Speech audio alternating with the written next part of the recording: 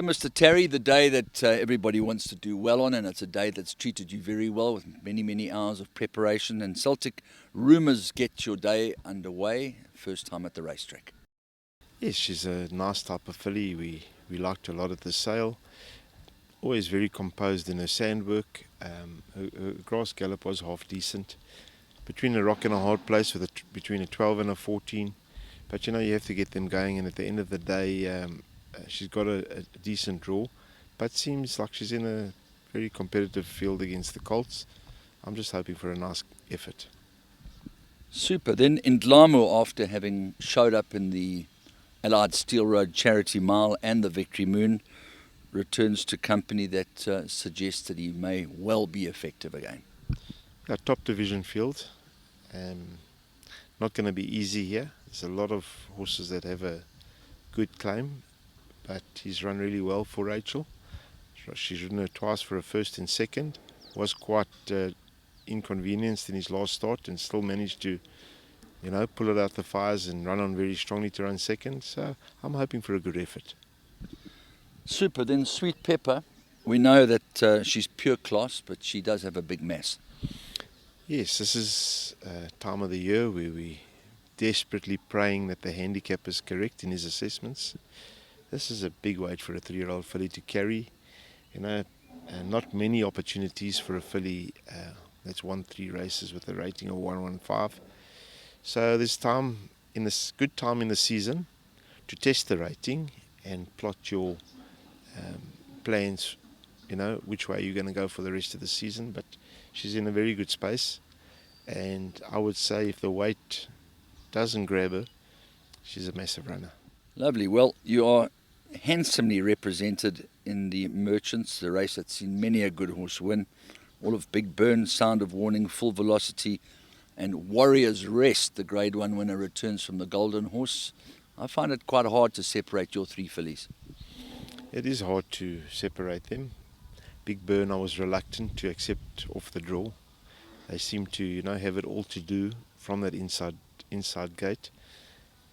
Once again, she acquitted herself really well in her second run for me, and there will be nicer races for her as for the other 2 fillies in the season to come.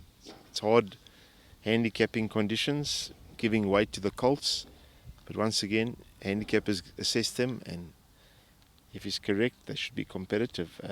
She's doing well. Sound of Warning, very happy with her last start. Hits this run third and after the rest. Very, very happy with her.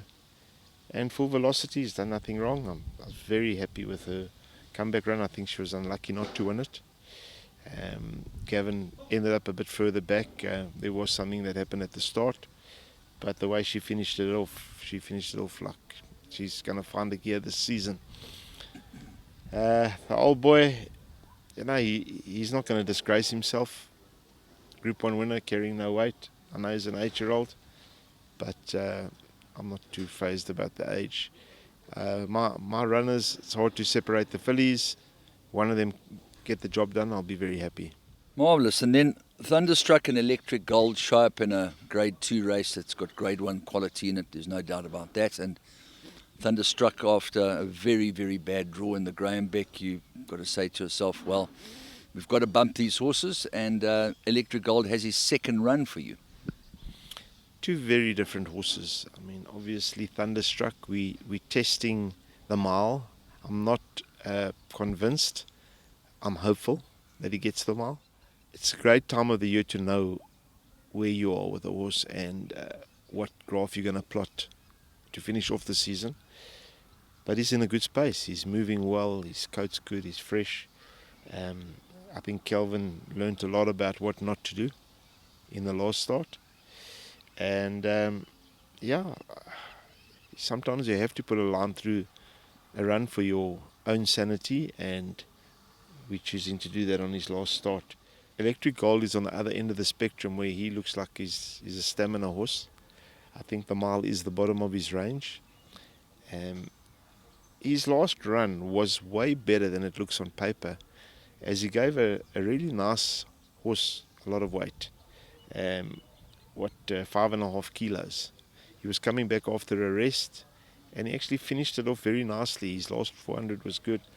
It's not an ideal prep into the Dingaans, but I do feel he should come on and, once again give a good account of himself.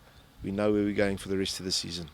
We move on to what potentially could be a very, very moving moment for the inaugural running of the Betway Summer Cup. Piers Stratham climbs aboard a horse that has been a great soldier for you and has a point to prove against the best over 10 furlongs. Yes, NEBRAAS, he's a very good stayer. I mean, he does really well over the extended trips, but, he's done precious little wrong over anything shorter. I mean, the times that he's running in 1800, the last 3 or 4 times in between those stamina races, he's acquitted himself really well. I thought his last run was very, very good. I think his preparation has been very smooth. Piers Stratham on, well, I think he's still got it in him. We saw him come back after a massive break and play them all on a break in the KZN Breeders. He's a fitter, stronger rider now, and I'm very happy to have him on. And then we move on to a former winner of this race who we know he's got the ability, he just has to show up on the day, in ZILLZAAL. Yeah, ZILLZAAL, you don't have to be a brain surgeon to see that he's been inconsistent of late, but he can pull it out the fire. He does run some very good races. He is at the end of his career. We'll see how we go in this race, but his work's good, coat's good. Happy to have Louis Makotwa on, and he's drawn well. Marvellous. PYROMANIAC is a horse that one of your colleagues is very bullish about running a huge race, and that's Joe Soma. He's no mug when it comes to studying form, and his preparation has been superbly outstanding. Yeah, he's had a good preparation, Andrew. You cannot have the confidence that you would have had with a decent draw when you have a 19 draw. Fortunately, he is a horse that's going to come from off them, and he didn't get a clear passage in his last start. You would think he's going to get the trip with his pedigree, and I think a nice quiet ride. Calvin's riding with confidence. I'm sure he can be finishing strongly, especially if there is a pace. SHANCO could be a dark horse for the money. He's a former almost Derby winner and a July consolation winner, and he's been a good soldier to you. He's a multiple group winner. He comes in with a low rating and a good draw, a good preparation. I wasn't happy with his prep going into his last start, which was a prep run, but I wasn't happy with it. Anything can happen. It's a summer cup. These horses at the bottom of the weights, they hard knockers, campaigners. The boys at the top of the weights, if they fluff their lines, I'm the hyena here. I'm here to pick up the pieces if the big horses fluff their lines. Litigation, winner of the Victory Moon with 51, climbs a bit in the weights. He's worse off at the weights with Sparkling Water, but there's a lot of upside to him. He's an improving sort.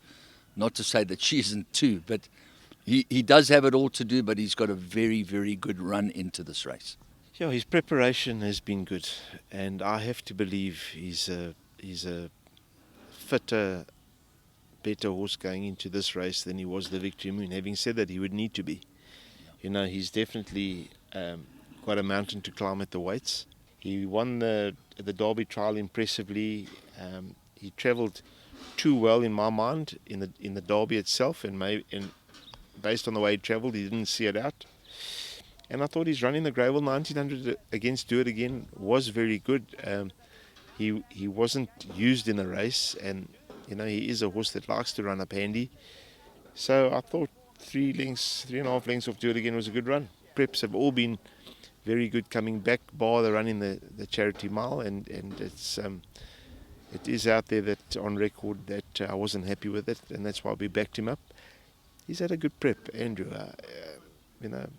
Tough task at the weights, but ignore at your own peril.